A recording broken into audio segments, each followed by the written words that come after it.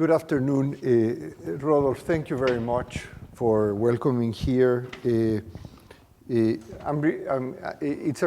really a great honor to be here. You know, I was telling my colleagues, I couldn't believe it, but it's the first time I am at the University of Miami.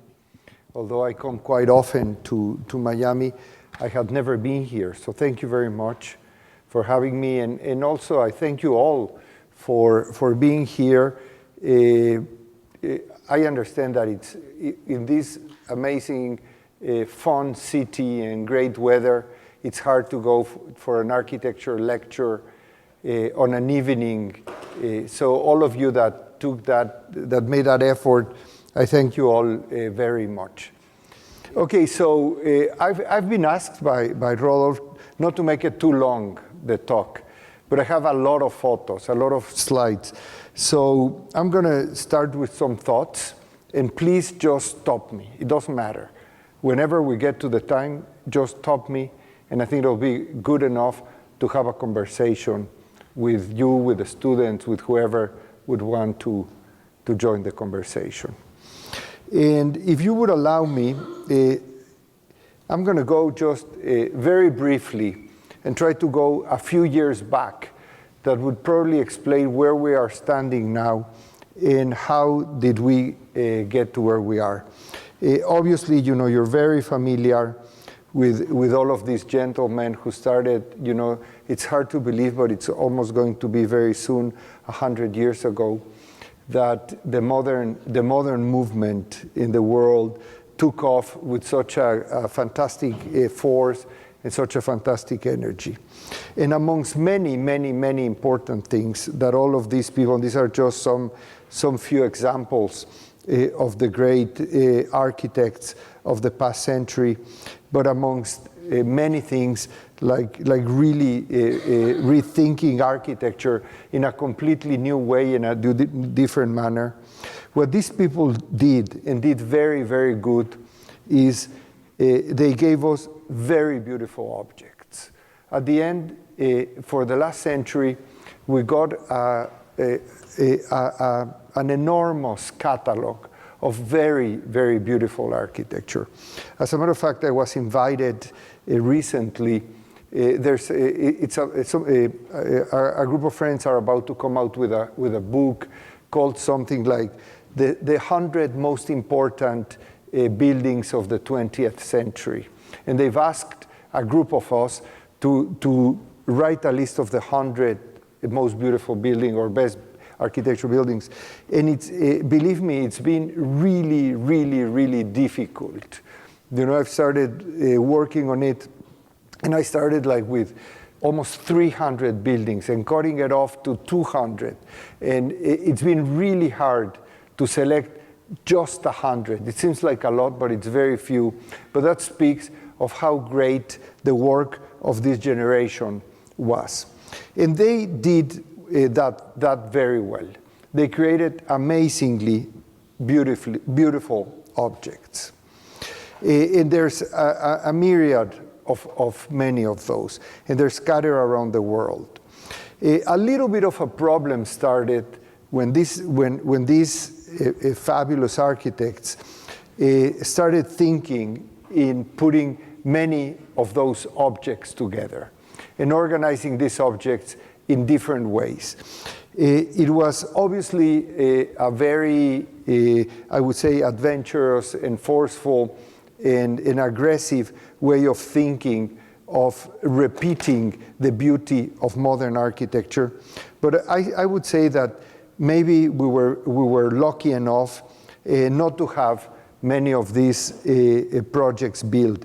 Nevertheless, the thinking was absolutely amazing and absolutely new, and allowed us to now set ourselves in a platform to look at the city in a different way and to look at architecture in a very different way.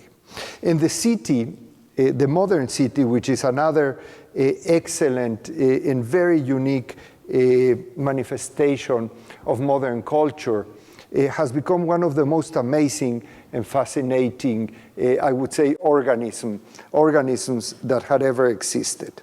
But the city, again, the modern city, besides all of its beauty and all of its force and all of its articulations, I'd say never, or in very few cases, didn't just become a collection of very beautiful objects. Obviously, there are better examples like these ones, and there are others that are not. But still, the idea of architecture as an object is a thought that has very, very much been part of the thinking of the 21st century. But what happened of the 20th century. But what happened at the end of the 20th century? The most beautiful objects were already done by many of the modern masters. And it started sort of a competition that I call how can we create or how can we design the weirdest object ever? It wasn't anymore about the best architecture. It wasn't anymore about the most rational architecture. It wasn't anymore, or it isn't anymore, about the best built architecture, about the most responsive architecture, about the most responsible architecture, but it is really about who can build the weirdest object.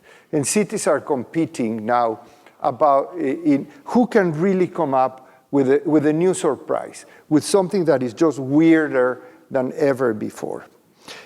Is the weirder the better? You know, that's a question that we have been asking, or that I mean me, my team, my colleagues, and I really think that it's not true. And I must admit that I have deleted, in my previous lectures, I had a series of those weird objects, but I've decided to delete them because that was causing me a lot of trouble with many of my good friends. But to say the least, I think we've come to the 21st century, and it's been a great moment of reflection, a great moment of thinking into what it is, this new world, what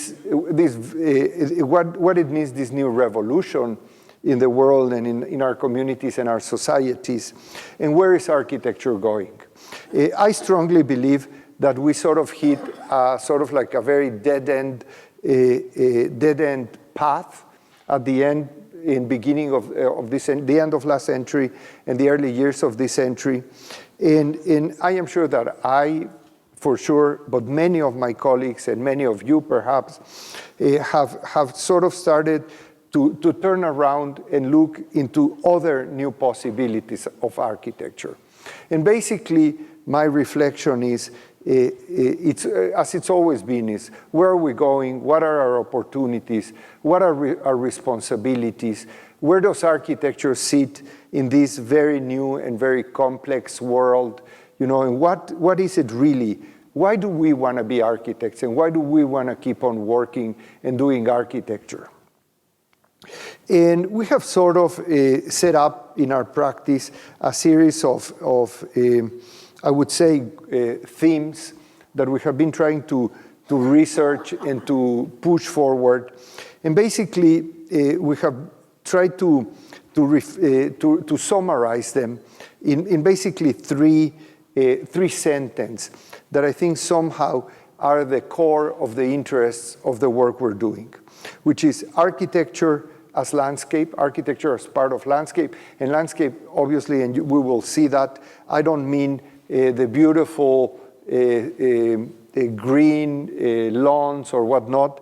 You know, landscape is basically everything, you know, that occupies our world, and landscape is urban, and landscape is rural, and our landscape is basically all kinds of conditions. And how does architecture become part of that great landscape that we as humans are building within this world? The second theme is architecture as infrastructure, which I think is a theme that for many, many reasons we architects have turned our backs into. And again, we will see, and I don't call infrastructure, or I don't see infrastructure only the bridges and the dams and the trains, but it's really, all of those very important artifacts that create our biggest organisms that make us be able to live in this very complex condition that it's called the city. And the third one is architecture as public space. And that basically, I would say, it's probably a very important reflection which has to do with it's almost against architecture as an object. Yes, we do build buildings, yes, we do build mass, but we need to be, and we're more and more being responsible about understanding that we do architecture because we build public space. And we do build architecture for institutions, for private clients, for all kinds of organizations, because public space is very important. And at the end, public space is what makes our cities and what really at the end makes our world. And with this, and at the end, it's obviously about architecture and the city and many, many new responsibilities that we have somehow been sort of not looking into. I believe that our responsibilities are not only anymore obviously about construction and about form and about a lot of our very common discourses, but I think we have a very important responsibilities in many of our fields. And I think, and I obviously been sort of inviting you, I would invite you and everybody to be and take more part of all of our issues that really where architecture is immersed. Architecture has many responsibilities, and when we talk about sustainability, for example, which has become such a big word in our schools and in our conferences, sustainability is not only about the environment, and it's not only about the physical world. We have huge sustainable social responsibilities. We have very, very important political responsibilities. And as a matter of fact, many articles have been coming out recently about architecture and political responsibilities. And of course, we have very important responsibilities in a very big field within our relationship with our environment, being urban, being rural, being natural, or being man-made. And with that, I'm going to show you very briefly a lot of projects. I'll just show you what we're doing in our office, and hopefully through these projects we will be able to tie up this discourse. And please, Rodolphe, you gotta stop me when it's too much. Okay, thank you. This is a small project we built a couple years ago in a city called Puebla, which is very close to Mexico City. It was a very interesting thing. It was a competition we won to design a monument.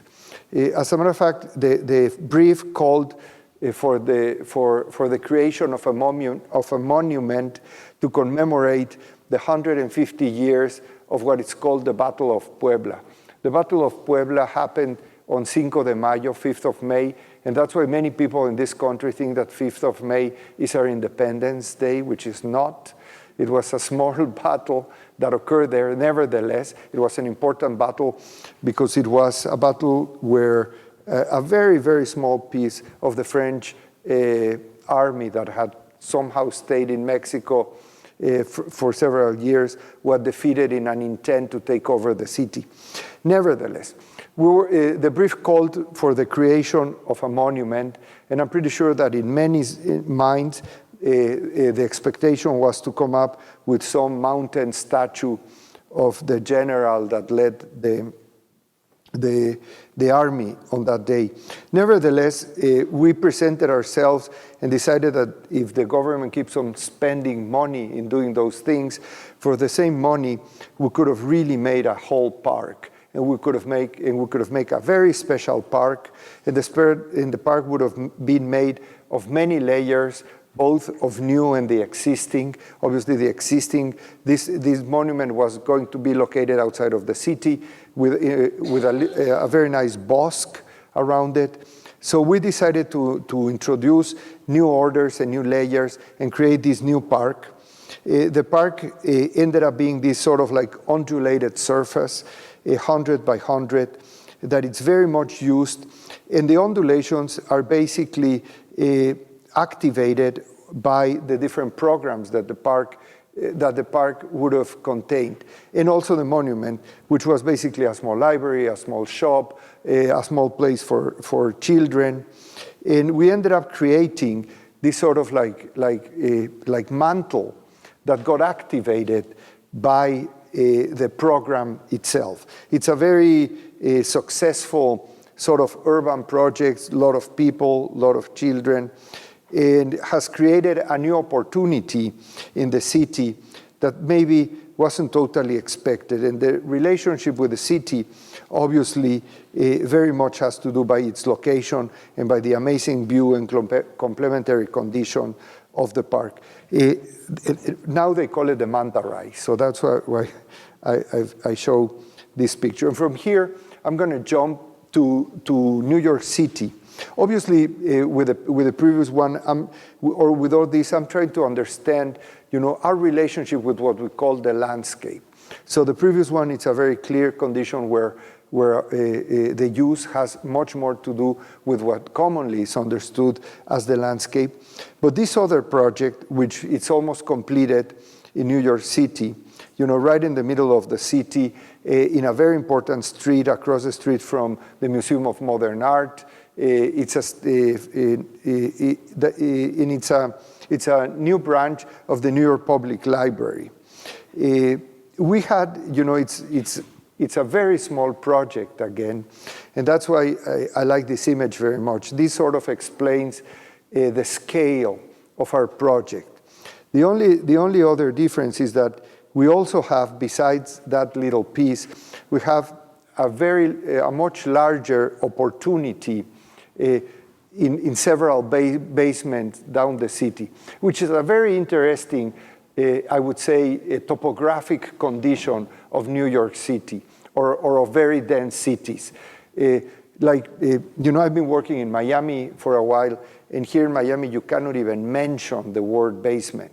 You mention the word basement, and they shoot you immediately. When cities become very dense, you don't have surface anymore, so you do need to start looking into basements, and you obviously need to start looking into air. In this case, we had to work basically with these basements, and our challenge was how to relate and how to seamlessly connect the different conditions of those different layers of topography into one continuous public space. The first thing we decided to do, talking about public space, was not to have a facade of the building. I should say that this is created in a building that was under construction already, and the library had gotten a significant amount of space within that building. But part of that building was going to be those basements. So we decided that the one thing we didn't want to have were facades. So we proposed a very, very thin layer of transparent material, obviously of glass, that would completely disappear and connect interior with exterior. We always told our clients that the real facade would be the back wall of the library, because we wanted to pull in the energy from the street back and forth into the space, and in such a manner be able to relate that space with the city. And then we created this literal sort of like spiral condition in a very unique topographic situation where people come in and sort of go through the whole library by stepping down and then stepping up, and in that way connecting around a central element of structure that basically is the one supporting a wall in the space. And around there we created a series of spaces that would be changing with program, and in such a way be able to reconnect absolutely with the city, to make the basements become part of the street, try to sort of erase the different strata of the city and the building, and somehow connect in a continuous way the city itself with with the uses of the library. And this diagram sort of tries to explain those processions. We have only one little piece that sort of pokes up into the city, but by coming down in that spiral, then we can start branching around in larger rings that sort of start embracing the different programmatic conditions and uses of the library. This is what would be a view from the street. Now, well, these are just construction photographs, which is almost done, and it'll be open at the end of the year. Hopefully, we'll all be celebrating there. And here we go into, I would say, a larger modification of a landscape, again, in a very urban sort of condition, right in the center of Brooklyn. This is what it's called the cultural district of Brooklyn, and it's right across the street, both from the Brooklyn Academy of Music, if any of you is familiar with, which is that smaller building on the left, and then I forgot the name of that, the whatever savings bank, which has been for many years the tallest building in Brooklyn. I don't believe it's true anymore, but it's a significant building in Brooklyn. And we are working on that triangle piece in a very interesting situation. I don't know if you may or may not be aware, probably not, but several years ago, we won a competition to design. It was an international competition that we won to design here the arts piece, I would say, of the Brooklyn Public Library. The Brooklyn Public Library is not the New York Public Library. They're two different systems. Nevertheless, that never happened. The city went out, and because the city owned the site, they called for another competition that we won again, but in this case, we won it with a developer.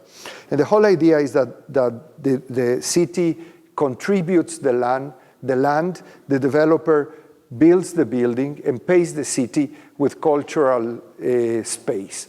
So this is a building where two-thirds of the project are going to be privately owned, and they're going to be retail, and it's going to be residential. And 1/3 of it is going to be, again, a cultural infrastructure for the city of New York or for the community of Brooklyn.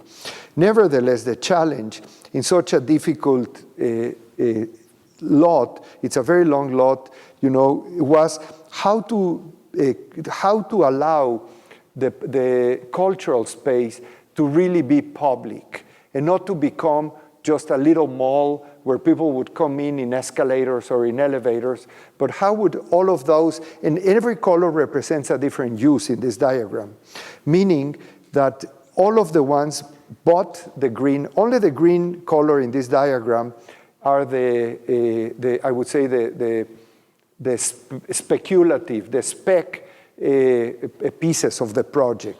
Those are the residential and the retail. But all of the other colors are different cultural institutions. And the challenge here was, in such a small and complicated space, a piece of land. Also, I should tell you, there are like 4 lines of subway running around. It's super, super complicated. How could we create public space that would allow each one of those different cultural institutions that had to be stacked because they wouldn't fit, be able to be accessed from public space, from the space of the city? And here the whole challenge was to convince the developers as well that they needed to give up a big amount of that space in order to create public space. So we created that sort of like what we call that tilted plaza. It's a continuous stair that allows people to start climbing that. It's a city space. It's another city space, and enter the different elements that are stacked on top of each other directly from a public plaza, from a just city space, a communal space. And by that, activate a new kind of space that the city of New York doesn't have yet. The building is under construction, and Again, it would be built very soon, but here you sort of we have a sort of like an image. On one hand, obviously the developers and we were trying to get this sort of very iconic forum. On the other hand, my real preoccupation was how to create that city space that would activate or be activated simultaneously by the different cultural institutions that are to become part of this project. This is, again, a photo now, it's of the construction. And perhaps another project, again in New York, that you may be aware of is this basically residential building. This is a very large residential building. It's 900 apartments, plus quite an important amount of retail. And how would we relate this sort of new object in the city, both with the park and with the scale of the city?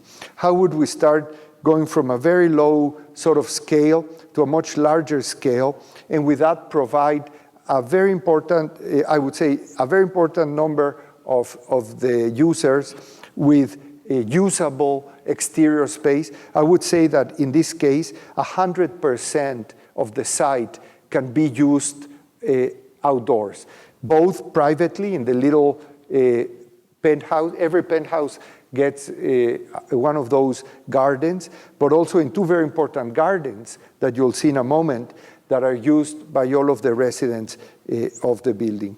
And here sort of trying to understand that continuum, how we go from the very low condition of the, this is across the street from the river, by the way, the views are fantastic, but how do we go from the very low condition of the park on the right-hand slide and suddenly start ascending and negotiate with the building, like in the New York Public Library, it was negotiating with an element, the different stratus of the city. In this case, it's the building that sort of helps us negotiate the different scales of the city itself. And here's some photographs of the building, some photographs of the public space. These gardens and terraces are heavily used. They are sort of in 60 feet above the ground. And they're used for many reasons. And what's been important is that these spaces have created a real community within the several thousand people that reside in this building.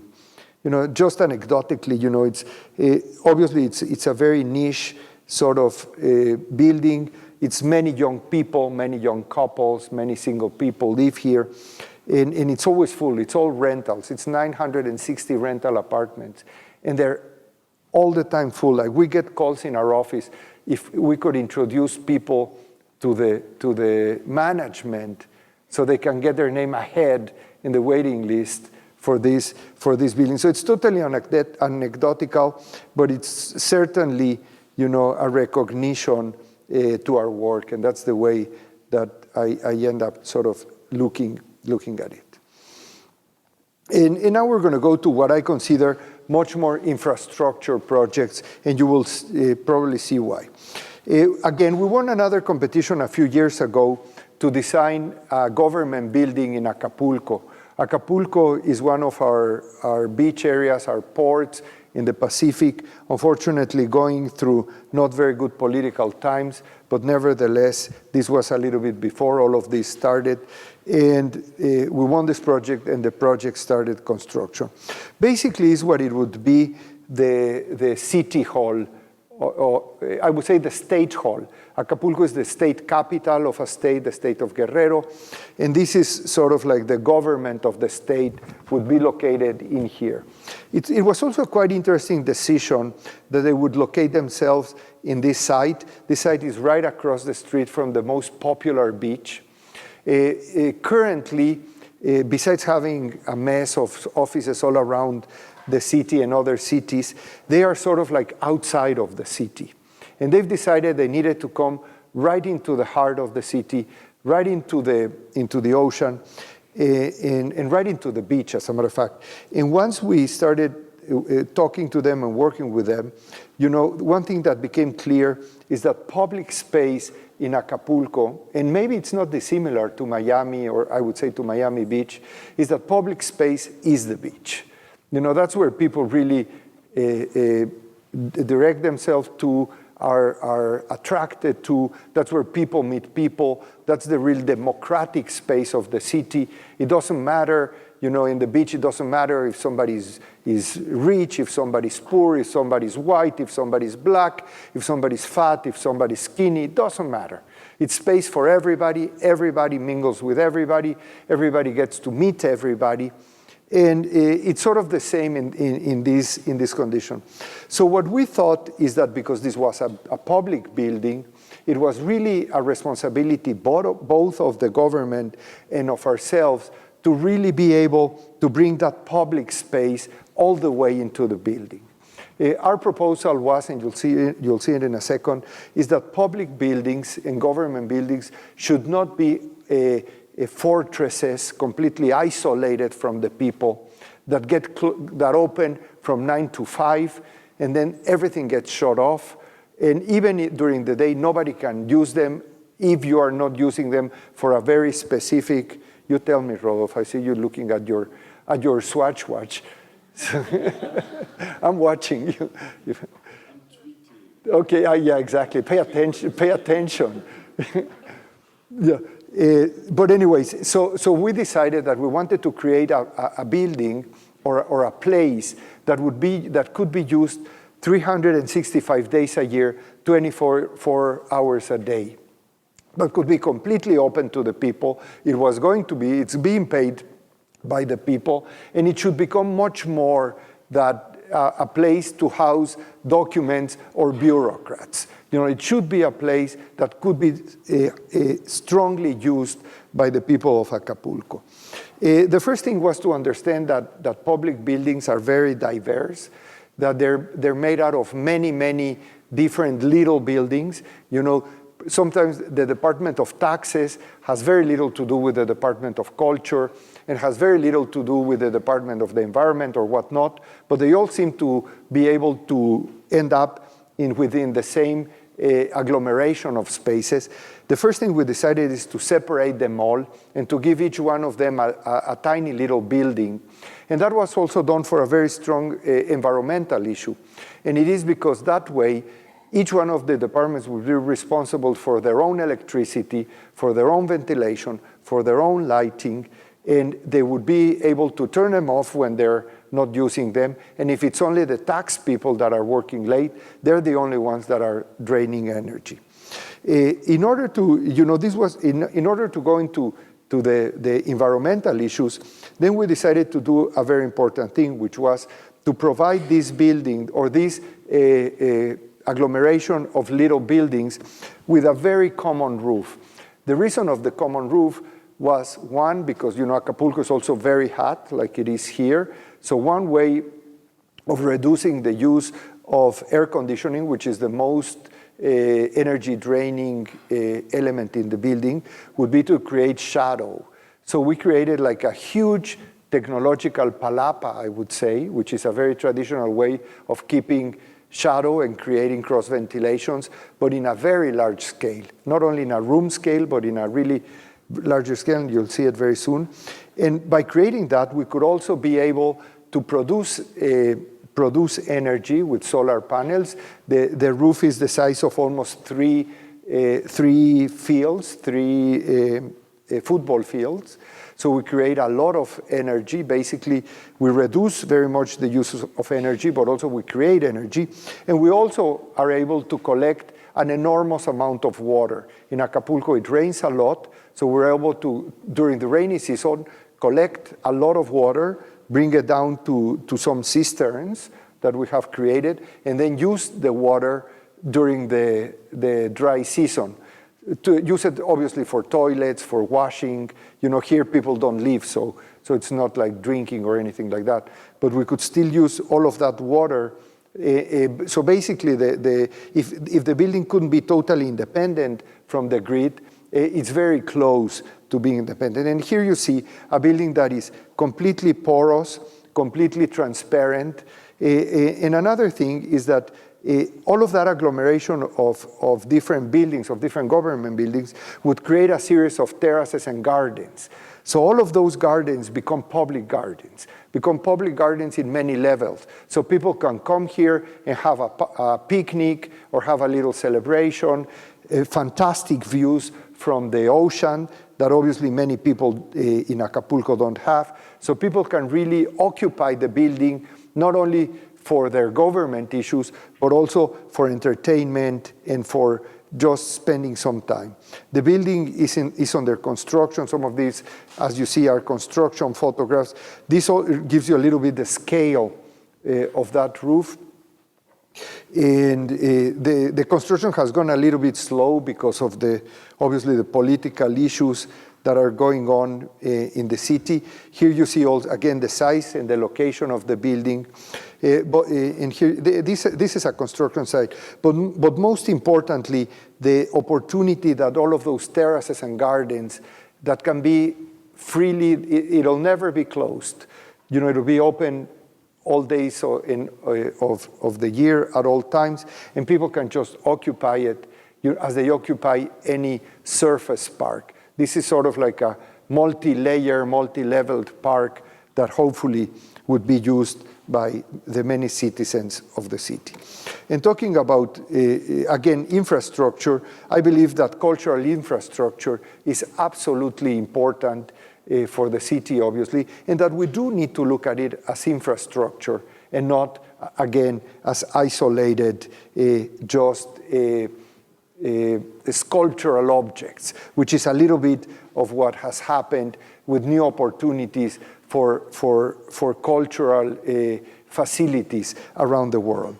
In this case, we come back to the city of Puebla. By the way, the city of Puebla is a very beautiful city, and we've been very lucky to have been working in there several times.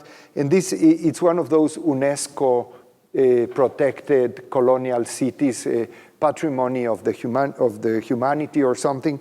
And this is basically a whole block in the center of the city that is occupied by 7 colonial buildings of different size and scale. The buildings have been gathered together. You know, you'll see why I show the figure ground. These are some pictures of the city.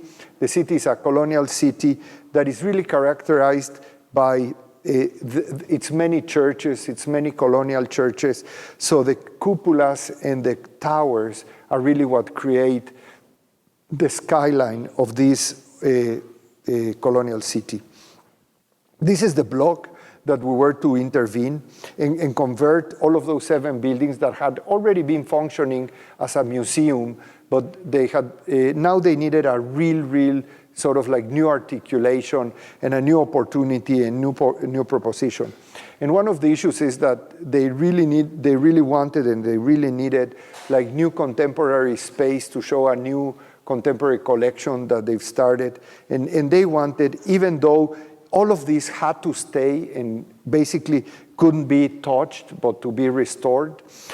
On the other hand, there was a big necessity to bring the city again into these buildings. And that's why I show the Noli plan, the figure ground Noli plan, that where the public buildings are even though they're built, they're shown as open space, as public space. And this is basically what we try to do here. You know, we realized that we had a great opportunity by making also our building part of that landscape. We couldn't, you know, the whole site was occupied. We couldn't build anything new, but we could only build new where there were voids in the city, in the landscape. So the whole challenge is how to create and how to work with those voids and create and make those voids into public space and into open inside public space. These are although it's hard to tell, you can see here sort of the insertions into the texture of the colonial building. And the beauty of this is that we were building really new buildings, but without facades, without envelopes, which is a little bit the opposite of creating objects in the city. Because here, we didn't need facades, because the buildings would become, the existing buildings were becoming the envelopes of the new buildings. Nevertheless, the experience, as we will see very soon, of the new galleries, the new lobbies, the new store, the new auditorium, everything, could become very new sort of architectural experience. This is a rendering of what that we had presented of what the first intervention would be. Again, the complexity of the program.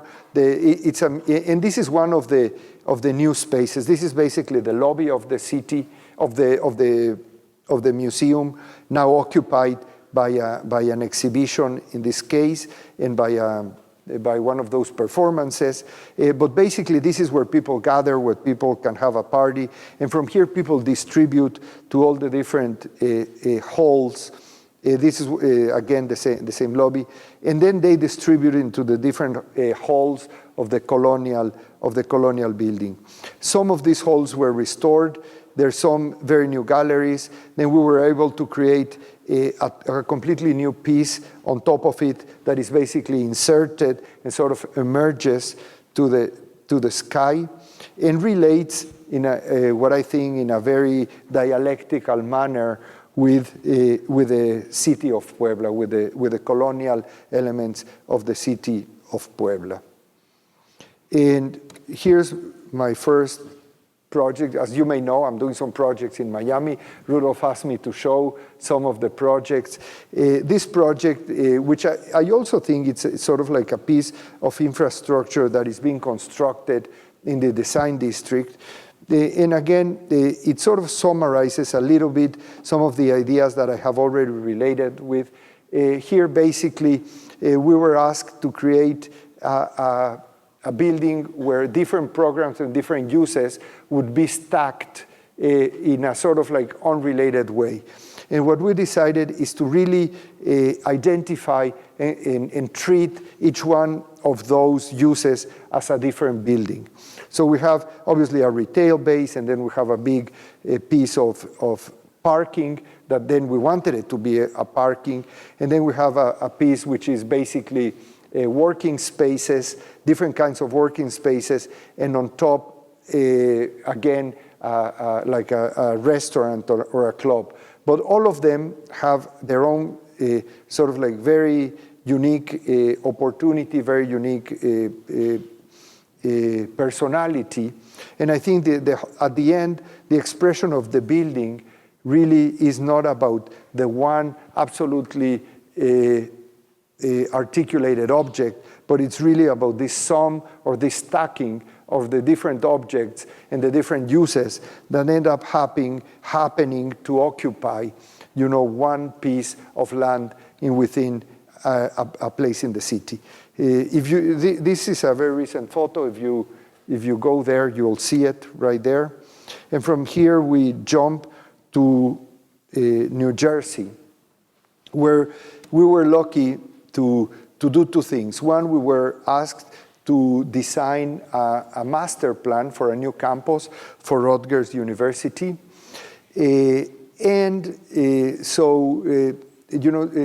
Somebody was telling me when I got here a little bit of the story of this campus. And this campus was not dissimilar. Rutgers University, which is the New Jersey State University, it's grown so tremendously in recent years. Now it's like 70,000 students or something like that, that it's, instead of just having to build new buildings, now it's having to build new campuses. And in order to build new campuses, in this case, they ended up having to buy an old Army campus outside of, not far from their main campus in New Brunswick. This is in Livingston, and trying to transform those barracks or those group of barracks into a new, basically, campus for most of their graduate schools. It was a big international competition that we had the opportunity to win and create a master plan that would be developed in several years.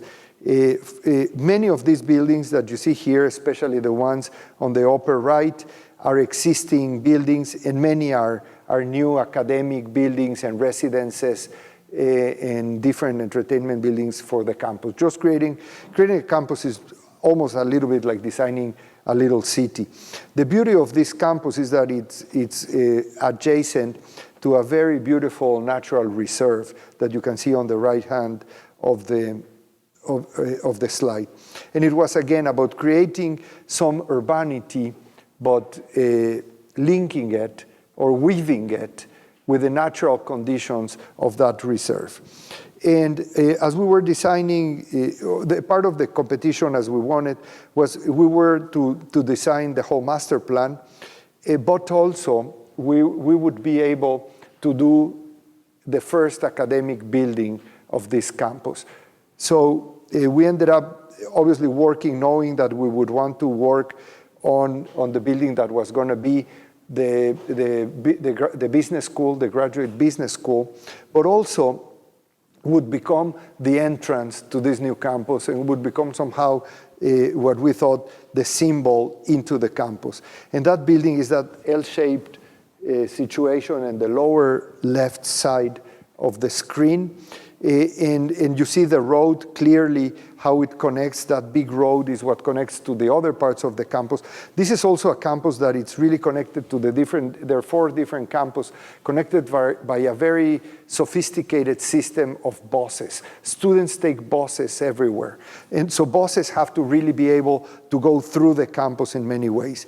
And that's how you can see the hierarchy from the bigger roads, the bigger roads, into the pedestrian connections within the lawns and the green spaces of the campus. So all of this is the part of the master plan. Another very interesting thing is that we were able to transmit and bring on board the government of this university, that they shouldn't build anymore. You know that Rutgers used to be an Ivy League school. Not many people know that, but Rutgers was the 8th Ivy League school, and it was sold to the state and then became a state school. So there are parts of it that are neo-Gothic or neo-Renaissance or whatever. They're very close to Princeton, for example. And you know how the Ivy League schools, many of you have been there. I know Rodolph has been there because that's where we met, teaching together at one of those. Really would push to keep on that spirit of the historic. So here we said there's nothing historic about this, and history starts with the 20th and 21st century. And everything in this campus should be from this time to the future. So now all of the buildings that are being built don't have any of those sort of neo-Gothic or neo-whatever sort of condition.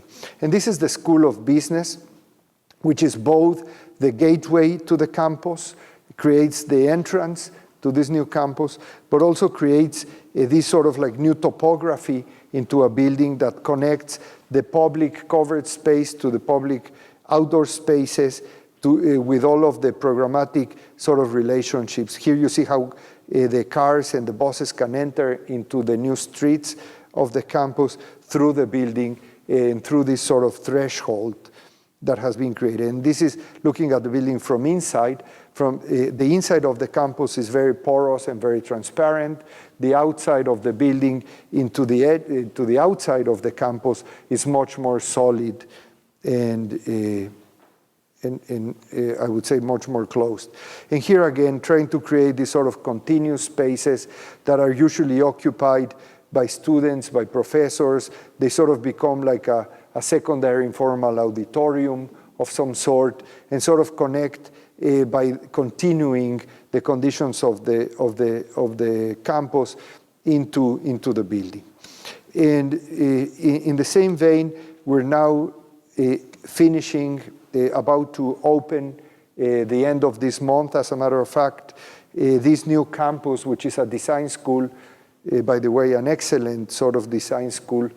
They do fashion and graphics and jewelry and objects and all kinds, and also film and TV, in a very, very urban part of Mexico City. So it was about creating this very, so I would say, very utilitarian building, and that's why I tend to call it infrastructure buildings, which are both about education, but about also linking education with the community and linking knowledge to the community. So it was important to have certain opportunities of closeness and intimacy, but as we raised, this is also across from where the photograph is taking is Chapultepec Park, which is an amazing, it's our biggest park. It's like Central Park in Mexico City. So be able to, once we reached over a very busy street with a lot of traffic, be able to open again completely into the park. And obviously, many of the louvers you see, of the screens you see, have to do with protection of sun, with conservation of temperature. Oh, by the way, and we just got a LEED Platinum certificate for this building, which I think is the first LEED, at least in Mexico, the first LEED Platinum certificate for an education building ever to be given. So that was just awarded recently. And again, it's about creating public space, about creating new places of encounter, new places of relationships, new places of study, both inside and outside, with what I would say was a very limited budget, but that we think, it has successfully sort of created all of these relationships of communication, of fluidity, of basically allowing people to occupy in different manners. The piece on the lower left side, it's obviously the main auditorium inside, and on top of it, again, an open auditorium that can double into public sort of uses. Some detailing of the different screening and the different solutions. And this is a piece by a very famous Mexican artist, Jan Hendricks, which sort of covers all of these steps that allow the ascension into the different classrooms, but are also duplicated into different conditions of seating, auditorium, events within this. And the real infrastructure that I would say, and it's a piece that we architects have been sort of turning our backs to, is the traditional sort of condition of really moving people, moving utilities, and allowing the cities to be livable. Or in this case, we are now in charge of designing the train stations for a new line of trains that will be communicating Mexico City with the city of Toluca. So it's basically 6 different stations that we're designing. And the challenge of coming back to such a utilitarian condition, this is also sort of like a very interesting story, because now our governments, when they bid this kind of projects, obviously architects are not even considered. In here, obviously, it was an international bid. This line cost billions of dollars. Some Spanish engineering company won it, a very good company, as a matter of fact, won the bid. And they had one tiny line in their budget that said train stations. The budget was pages and pages and pages. And one line that said design and construction of the train station. Somehow, I got to see that, and I had the opportunity to discuss with this, not with the leaders of this project. And what I told them is, this is, again, very anecdotic. I knew that was happening. I said, and who is designing the train stations? So the guy, it's one of our secretaries, looks at me and says, I have no idea. I guess it's being designed by the people that want it. And I said, well, and do you know how much the train station cost within your budget? He says, I have no idea. I said, well, the train stations cost 3% of the cost of the project. But 100% of the people that use that infrastructure go in and out through the stations. And what the people will remember are going to be either sitting in the trains or being in the train stations. And that 3% that you're spending could make such a huge difference if they would be designed in a proper manner. And little by little, that's how we got involved. Again, through the Spanish engineers with whom we have established a fantastic relationship, and now we're designing all of the train stations. But really, in order to do this, we had to take a completely different way of looking at architecture. And what we really did is design sort of like a kit of parts. It's a kit of parts that can be built outside of the train stations, because also time is very important, construction is very important. So it's literally a kit of parts that can be designed separately and then be assembled in different manners, because obviously each one of the 6 stations has very different conditions. So although the promoters of the project wanted to keep an identity for the whole line, that's something that we were able to do by doing this. We're bringing the differentiations is we're now bringing different artists to intervene each one of the different 6 stations. And that's what the yellow represents in this. But everything else is sort of a standardized system that we have designed for the train system of Mexico now. And that will create what we think a very new way of understanding the experience of the trains and the identities of the trains as they come through all of these stations. And then, obviously, the stations are much more than just the stations, and they have retail, and they have parking, and they have intermodal conditions, and they're all basically ensembled by elements that are built elsewhere. So that has been a very, very interesting project that it's about stepping into a field that used to be part of our profession and that is not part of our profession. And how are we doing with time? 10 more minutes? Yeah? Okay. Okay. And then we go into what we have been calling architecture and territory, or architecture and public space. This is a very small project we built in Villahermosa, southeast of Mexico. And it's a city that is recognized by having a lot of water. It's a city where it rains a lot, where it gets flooded every year or every other year.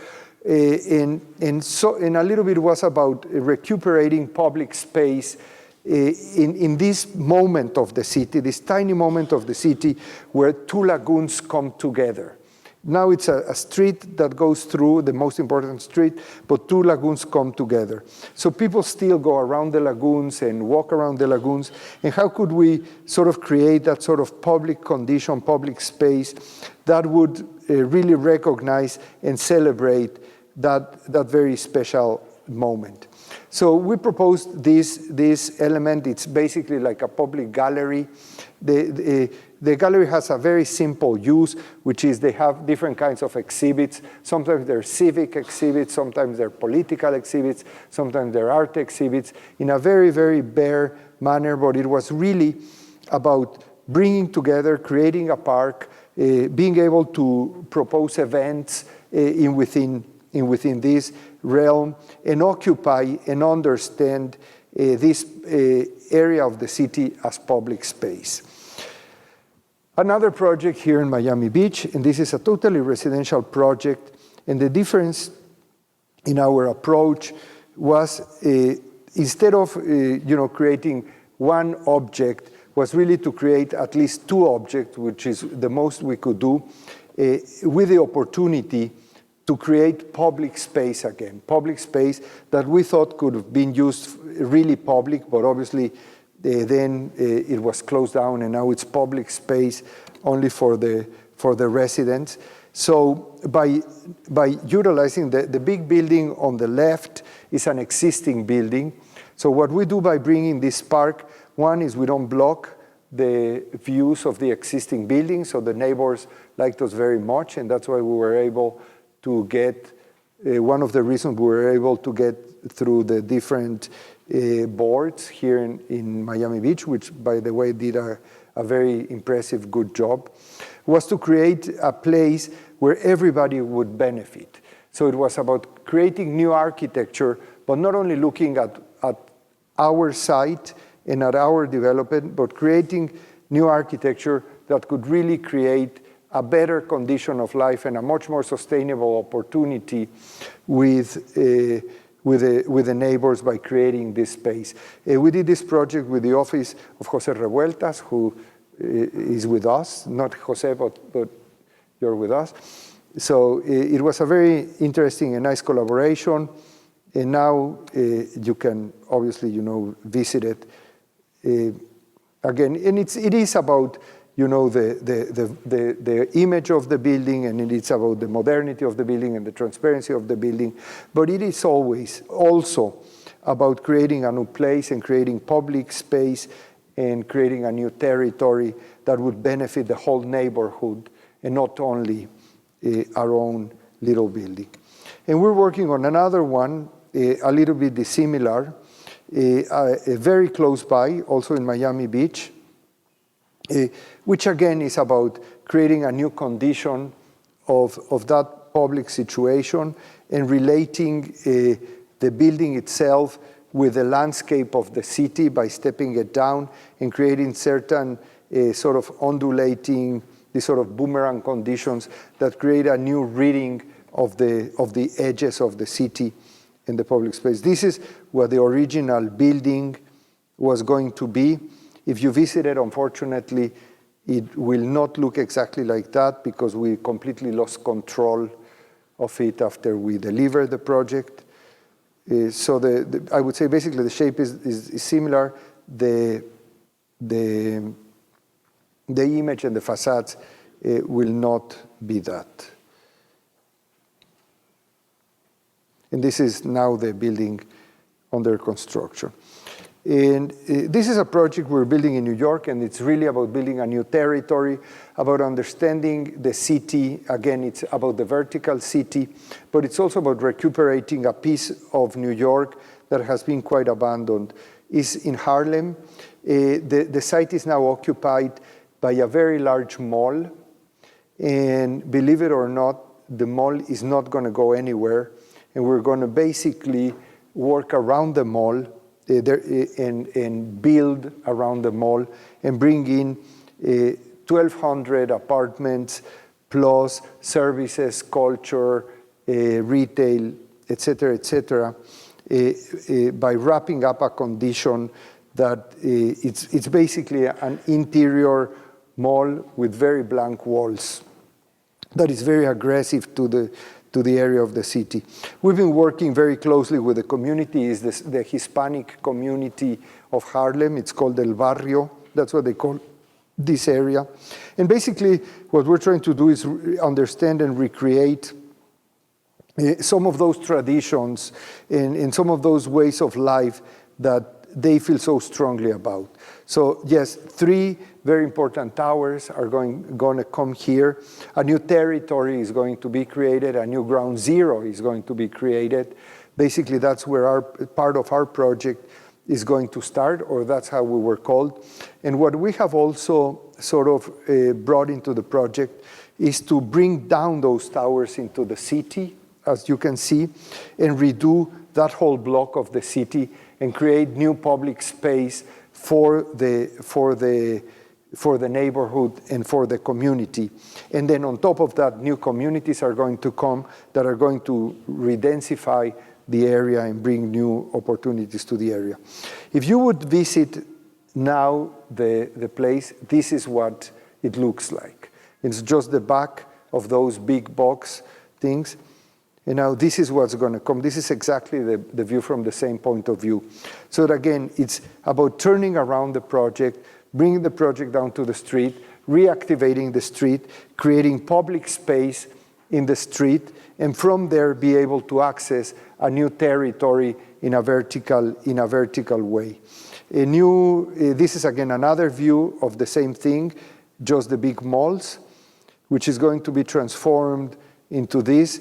As a matter of fact, that building on the right, that mesh building is going to become, it's a museum. They're already talking about moving here. It's going to be one of the main museums in New York that is going to be occupying this space.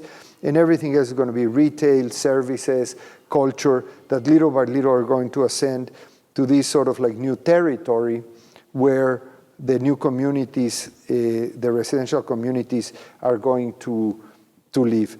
And then again, there's another layer on top. That was another interesting thing that we proposed them, that because part of this is going to be rentals, part of this is going to be condominiums. So we proposed to create another layer so all the rentals would sort of be together and occupy and have their own amenities and their own public services. And then as you ascend into the very expensive ones, those people could have their own requirements of privacy and different amenities that they would be paying for. So they wouldn't end up being, it's not a segregationist thing. It's just that people that live in condominiums tend to maintain differently their public spaces than people that rent, et cetera, et cetera. So that would guarantee everybody to be able to live up to their standards, but at the end, everybody be able to live together without having to change their manners of life. And this is a view of the project within the city. We also believe that it's a project that will help identify a place and bring attention to a place. And I'm going to stop here. Okay, thank you very much.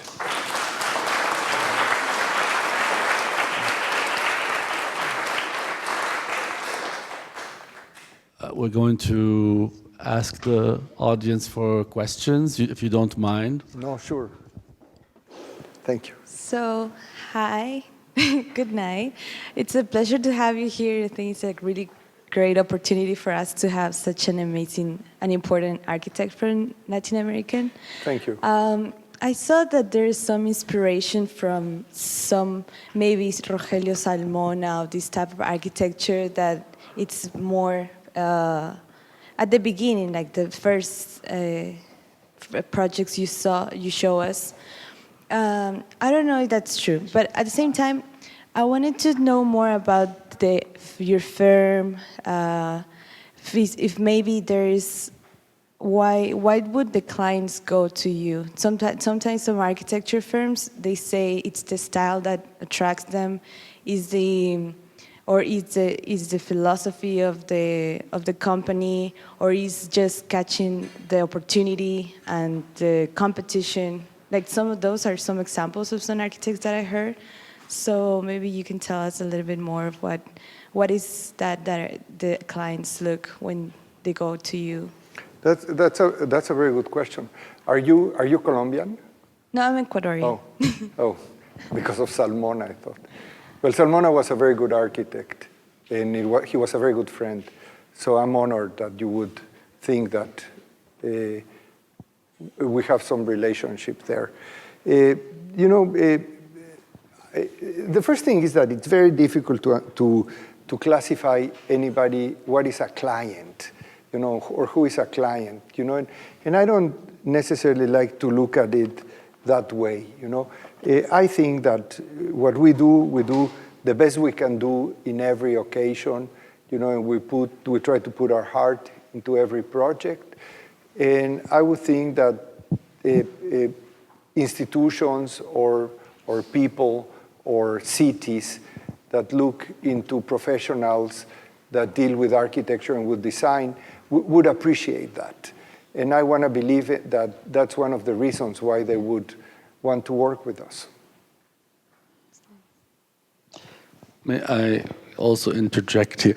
It seems to me that it's very clear why the institutions go to you, because there's a very clear project, and it was very striking for me when you showed the train station, and actually it looked exactly like the Acapulco building. So when you said architecture as infrastructure, it wasn't just this just a rhetorical, gesture. You really mean it. I mean, your buildings, not only do they look like infrastructure, that they perform like infrastructure. The circulation is always prominent. They look like they are really, the mechanism that brings the public in is made very evident, and actually completely, the diagram of that mechanism is very clear. But then the question is, then how does that translate into the developers' projects, into the housing projects? And this is where I think I see you perhaps struggling. I'm wondering if actually this was a difficulty in Miami in negotiating your commitments to the public realm and to the way the building facilitates actually the accommodation of the public. If that's your main preoccupation, and it's very clear in your project, was there a tension in actually negotiating this project with the demands of the developers in Miami? That's a very good point. So did you find that you were struggling here, or no, that actually they bought into your vision? Well, I think developers, I'm sure there are some developers in this room, are a very unique sort of, I would call it, discipline. Because on the one hand, they believe, and they do believe, that they are committed to architecture, but in another end, they're really committed to other issues and to very personal issues, as they should, because that's what they do. So that negotiation sometimes ends up being a little bit difficult. And not for me, for everybody. And trying to find that middle point or that situation where you want to push forward certain issues, but on the other hand, sometimes, and it's not in Miami, it's everywhere. It's everywhere. And you're being pushed back and pushed back and pushed back until there is really, I would say, a business benefit to bring in any of those new proposals into a project. There's always big negotiations. And you're right, in public projects, it's the nature of the projects. So they come in a much more easier manner into the architecture.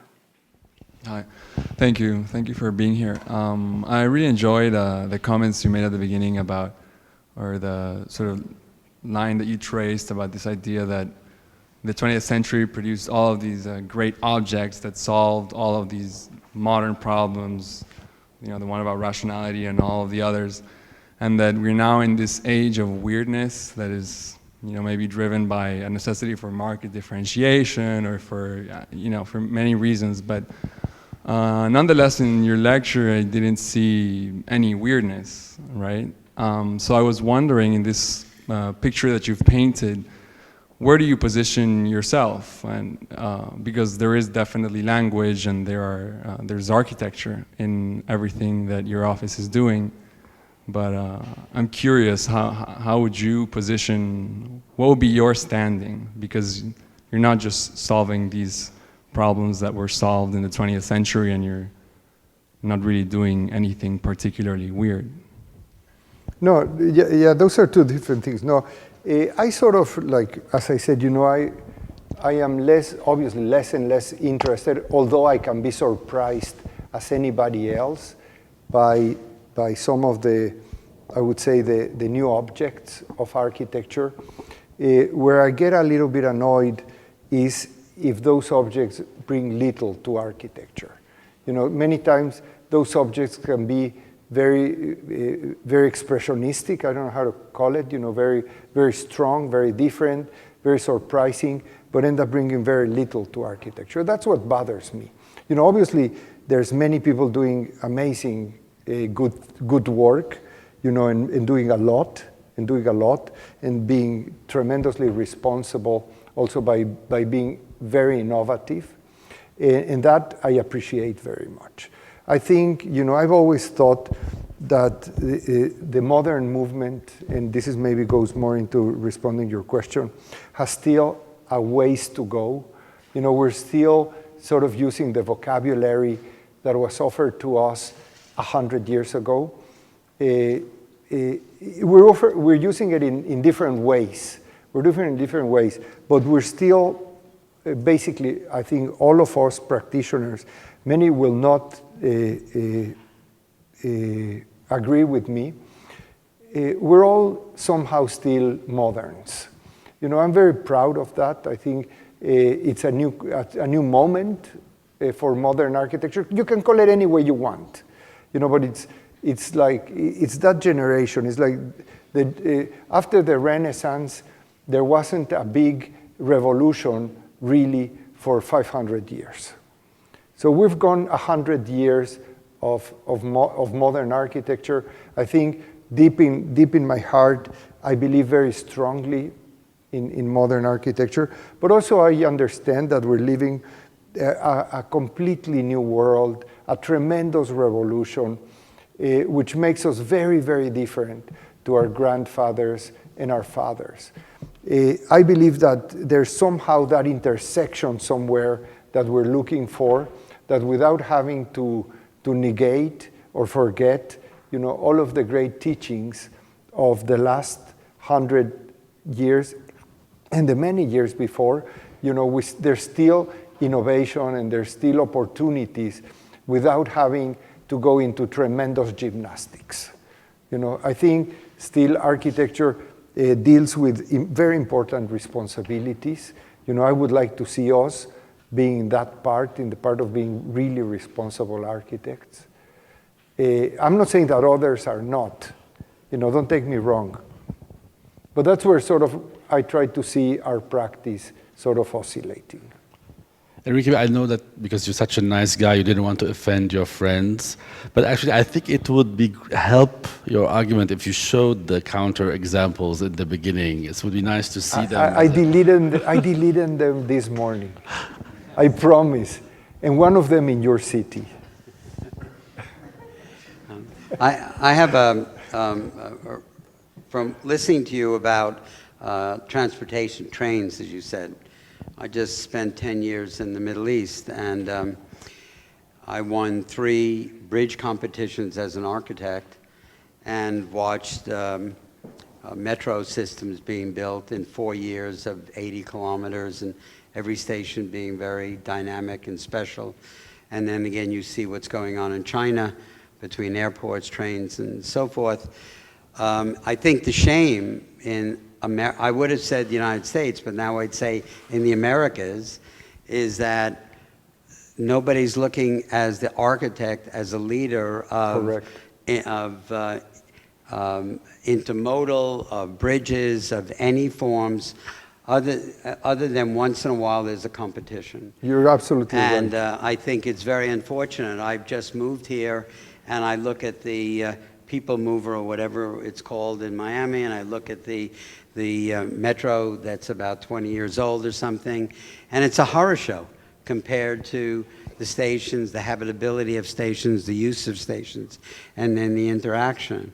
And I think the schools should be very involved in this too, and I think it would be a wonderful exercises for the schools if they do, or I don't know whether they do or not, to really look at infrastructure as the architect can lead it.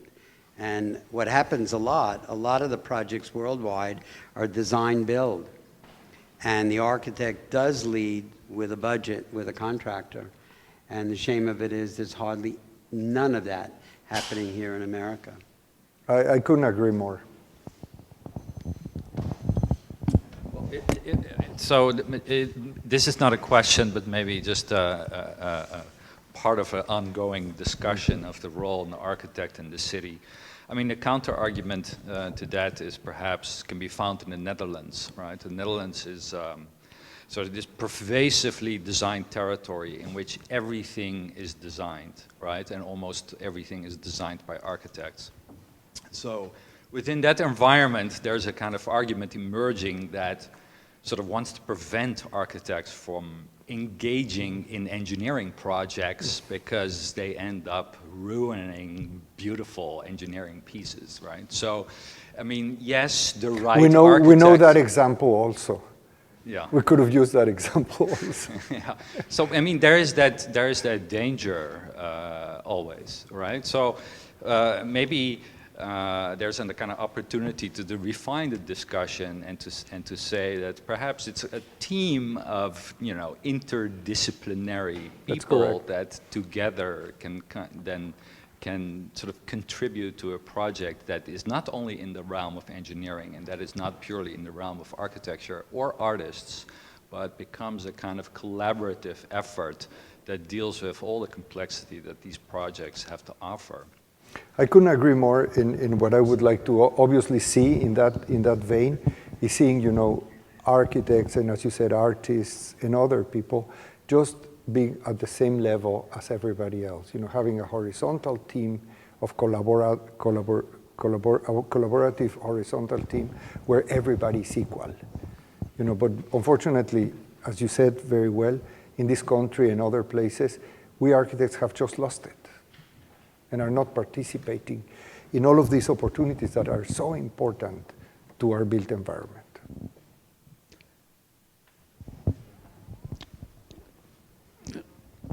Just going back a little bit to the topic of the series, the vernacular architecture. In your work, I could see a lot of what we consider, I guess, modern materials: glass, steel, concrete. So I wanted to ask you if you think that there's no place in today's pragmatic architecture world, in the market really out there, for the architecture that perhaps Barragán started, that Legorreta continued, and maybe what Mauricio Rocha is doing today, or if you think that the use of more vernacular materials has to do with the scale of the projects that you work on. I don't think they're good materials and I don't think they're bad materials. I just think that different technologies and different methodologies, and different expressions are proper for different opportunities. So obviously, I think, what Barragán did almost 60 years ago was amazing. What Ricardo did until he died a few years ago was excellent. And, it's just, on one hand, different means of expression. It's different means of expression. On the other side, it's just different sort of conditions of opportunities. I have nothing against using brick, where brick would be more appropriate. In industrialized countries, you see less of that for good reasons. And then it becomes blocks or becomes other solutions.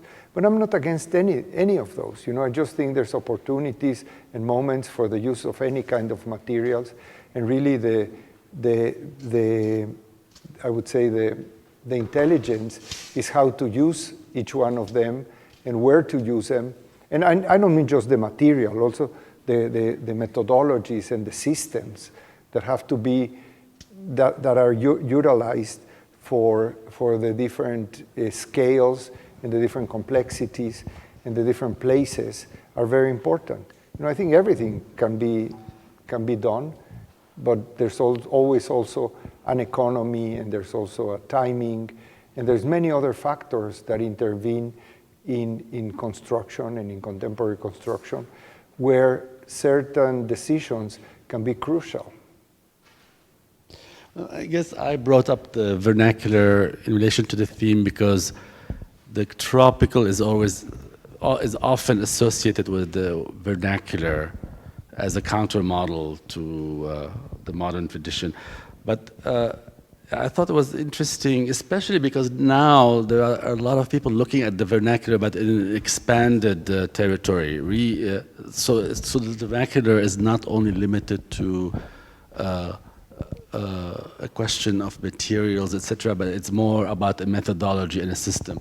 So, for instance, when I look at your Acapulco project and you say it's like a giant palapa, I mean, I take that.